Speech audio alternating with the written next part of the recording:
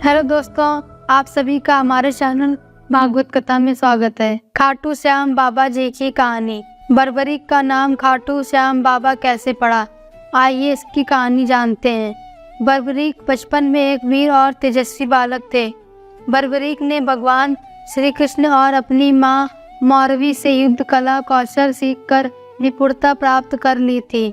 बर्बरीक ने भगवान शिव की घोर तपस्या की थी, जिसके आशीर्वाद भगवान शिव ने बर्बरीक को 3 चमत्कारी बाण प्रदान किए। इसी कारणवश बर्बरीक का नाम 3 बाणधारी के रूप में भी प्रसिद्ध है।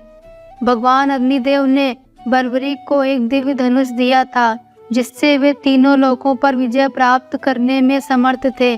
जब कौरवों पांडवों का युद्ध होने का सूचना बर्बरीक को मिली, तो उन्होंने भी युद्ध में भाग लेने का निर्णय लिया। बर्बरीक ने अपनी मां का आशीर्वाद लिया और युद्ध में हारते हुए पक्ष का साथ देने का वचन देकर निकल पड़े। इसी वचन के कारण हारे का सहारा बाबा श्याम हमारा, ये बात प्रसिद्ध है।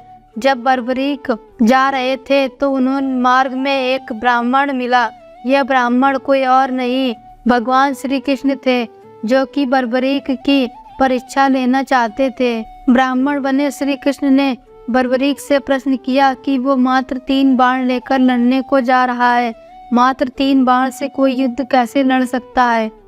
बर्बरीक ने कहा, उनका एक ही बाण शत्रु सेना को समाप्त करने में सक्षम है और इसके बाद भी वह तीर नष्ट न होकर वापस उनके तरकश में आ जाएगा। अतः अगर तीनों तीर के उपयोग से तो संपूर्ण जगत का विनाश किया जा सकता है। ब्राह्मण ने बर्बरीक से एक पीपल के वृक्ष की ओर इशारा करके कहा कि वो एक बाण से पेड़ के सारे पत्तों को भेद कर दिखाए। बर्बरीक ने भगवान का ध्यान कर एक बाण छोड़ दिया। उस बाण ने पीपल के सारे पत्तों को छेद दिया और उसके बाद ब्राह्मण बने कृष्ण के पैरों के चारों तरफ घूमने लगा। असल में कृष्ण ने एक पत्ता अपने पैरों के नीचे छिपा दिया था। बर्बरीक समझ गए कि तीर उसी पत्ते को भेदने के लिए ब्राह्मण के पैर के चक्कर लगा रहा है।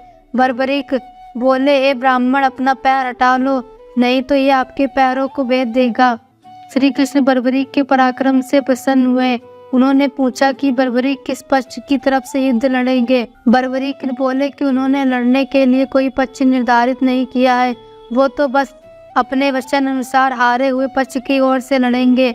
ये कृष्ण ये सोचकर विचारमग्न हो गए, क्योंकि बर्बरीक के वचन के बारे में कौरव जानते थे। कौरवों ने योजना बनाई थी कि युद्ध के पहले दिन वो कम सेना के साथ युद्ध करेंगे। इससे कौरव युद्ध में हारने लगेंगे, जिसके कारण बर्बरीक कौरवों की तरफ से लड़ने आ जाएंगे। अगर बर्बरीक कौरवों की तरफ से लड़ेंगे तो उनके चमत्कारी बाण पांडवों का नाश कर देंगे। कौरवों की योजना विफल करने के लिए ब्राह्मण बने कृष्ण ने बर्बरीक से एक दान देने का वचन मांगा। बर्बरीक ने दान देने का वचन दिया। अब ब्राह्मण ने बर्बरीक से कहा कि उसे दान में बर्बरीक का सिर चाहिए। इस अनोखे दान की मांग सुनकर बर्बरीक आश्चर्यचकित हो गए और समझ गए कि ये ब्राह्मण कोई सामान्य व्यक्ति नहीं है। बर्बरीक ने प्रार्थना की, वो दिए गए वचन अनुसार अपने शीश का दान अवश्य करेंगे, लेकिन पहले ब्राह्मण देव अपने वास्तविक रूप में प्रकट हों। भगवान कृष्ण अपने असली रूप में प्रकट हुए। बर्बरीक बोले कि हे देव, मैं अपना शीश देने के लिए वचनबद्ध हूँ, लेकिन मेरी युद्ध अपनी आंखों से देखने की इच्छा है। श्री कृष्ण ने बर्बरीक की वचनबद्धता से प्रसन्न होकर उसकी इच्छा पूरी करने का आशीर्वाद दिया।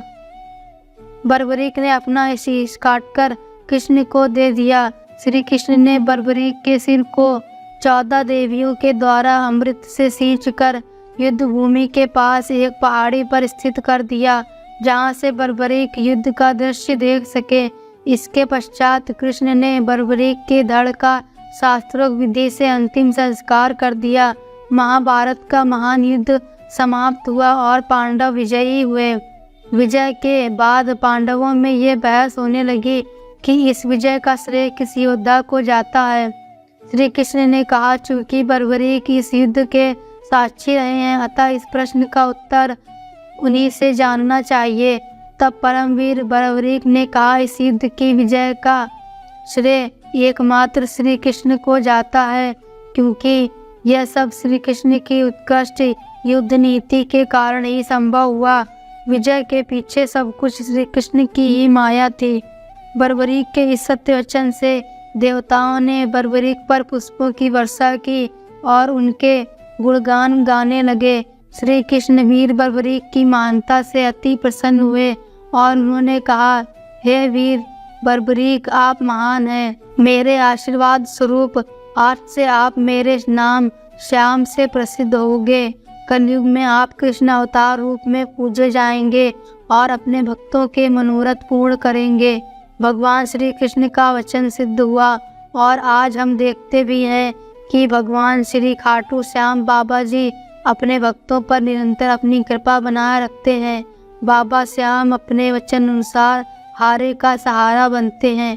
इसीलिए जो सारी दुनिया से हारा सताया गया होता है, वो अगर सच्चे नाम से बाबा श्याम के नामों का जप स्मरण करे तो उसका कल्याण अवश्य ही होता है। तो दोस्तों, अगर आपको हमारा वीडियो अच्छा लगा हो तो वीडियो को लाइक करें, चैनल को सब्सक्राइब करें और कमेंट बॉक्स में जय श्री श्याम लिखना ना भूलें। जय श्री श्याम।